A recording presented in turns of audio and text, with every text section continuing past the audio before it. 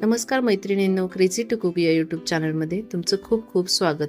रोज रोज नाश्त्याला नवीन काय पदार्थ बनवावे हा प्रश्नच पडतो. चला तर मग आज कापसासारखे मऊ व जाळीदार मिश्र डाळींचे आप्पे कसे बनवायचे ते आपण पाहूया.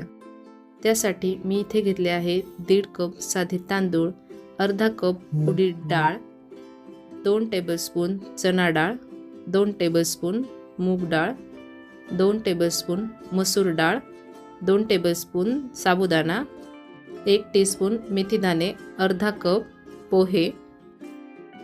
पाणी टाकून तांदूळ व सर्व डाळी आपल्याला स्वच्छ धुवून घ्यायच्या आहेत.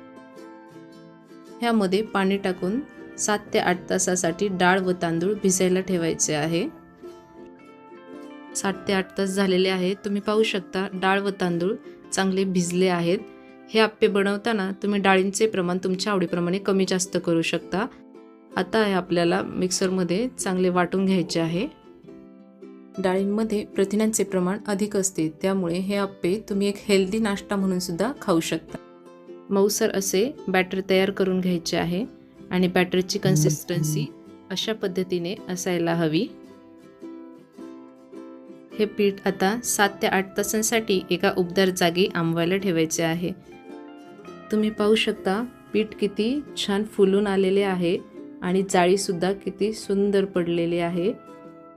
एक गोष्ट लक्षात ठेवा, आप्पे किंवा इडली बनवताना पीठ जेवढे फुललेले असेल तेवढी इडली किंवा आप्पे हे जाळीदार आणि कापसासारखे मऊ बनतात. जर तुम्ही माझ्या चॅनलवर नवीन असाल तर चॅनल नक्की सबस्क्राईब करा. यात आपण टाकणार आहोत चवीपुरते मीठ आणि हे आपल्याला एकदा पुन्हा व्यवस्थित मिक्स करून घ्यायचे आहे. गरम केलेल्या आप्पे पात्रामध्ये थोडेसे तेल किंवा तूप घालून बॅटर टाकायचे आहे. बॅटर अगोदर कडेला टाकायचे आहे व नंतर मध्ये, म्हणजे मधले आप्पे जास्त उष्णतेने जळणार नाहीत. मध्यम आचेवर चांगला सोनेरी रंग येईपर्यंत भाजल्यानंतर आप्पे उलटून घ्यायचे आहेत व अशाच पद्धतीने दुसऱ्या बाजूने सुद्धा भाजून घ्यायचे आहेत. दुसऱ्या बाजूने सुद्धा आप्पे चांगले भाजलेले आहेत व सुंदर असा सोनेरी रंग आलेला आहे.